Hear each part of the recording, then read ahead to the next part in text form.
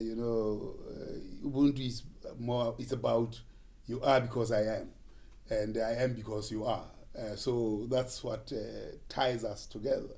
And in statistics, particularly censuses, I know everybody, you count because I count. So it comes to that level of human relations that you count because I count and I count because you count.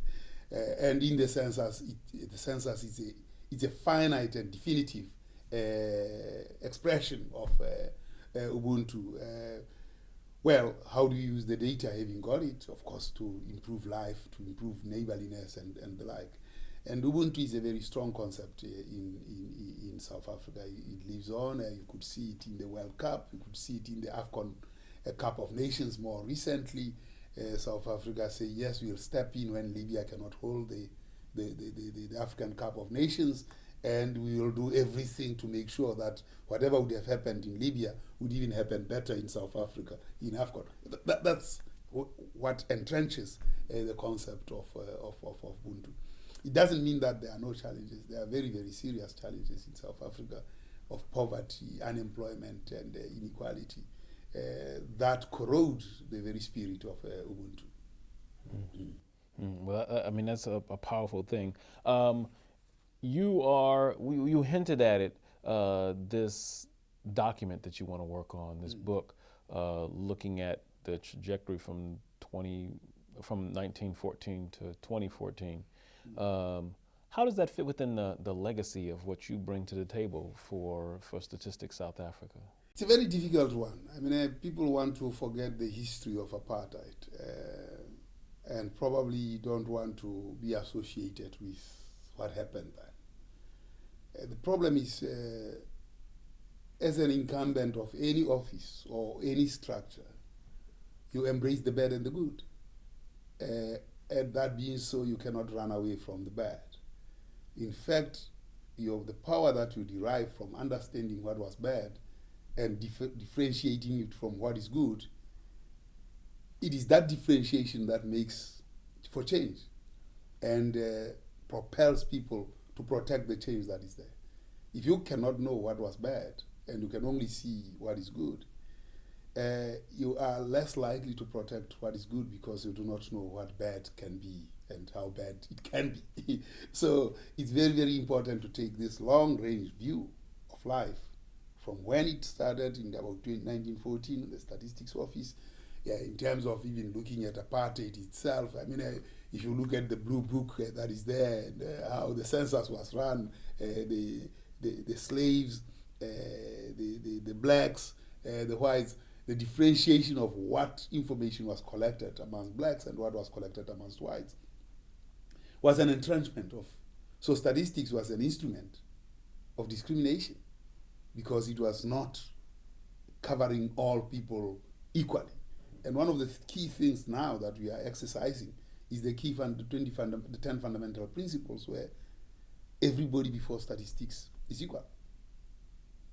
And I think that difference can be seen in the 20 years compared to the years prior, the years of apartheid.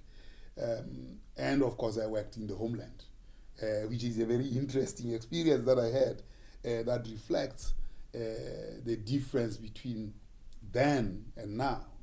I was a product, of course, of the apartheid system by virtue of working in an apartheid environment. Of course, I trained in Lesotho, and that's where I was born and bred, but I moved into South Africa and found myself right in the middle of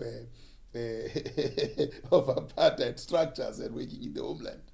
And now, working at the helm in a statistics office is a very fulfilling. You can see the change, you can relate to it. If it doesn't get captured, then I would have been derelict of duty to provide for generations in South Africa the legacy that they well deserve of from 1914 to 2014. I mean, South Africa is one of the countries that has the longest history of recorded statistics in whatever form. And I think that legacy is very, very important for the world. Mm-hmm. Well, I mean, I have a million other questions for you, but our time is limited. And I want to say, is there any closing words you'd like to say to the people out there? Well, Akil, I mean, let me close where I started on the question of the definition of the relevant situation. The search and the maintenance of the definition of the relevant situation will always cause our paths to cross. And this is what we are seeing today after all the 20 years in Africa, in Pen, and I hope that you'll participate in this book. Unfortunately, Liz Kutsa, the one who used to work with, passed on, but before she passed on, I had a time to visit her when she was very sick, and she talked about you a lot. And I was saying, Liz, we need to write this book. But death robbed us of her before we could. So we owe it to her as well to actually get this book going and getting this centenary commemoration up to speed. Well, you have my word. And I want to thank you very much for joining us, brother. Great. This is Dr. Khalfani. I'm here with my friend, Statistician-General for Statistics South Africa. We are here and we are taking it to the next level because we're on the pulse of what's going on in the African diaspora community. Peace.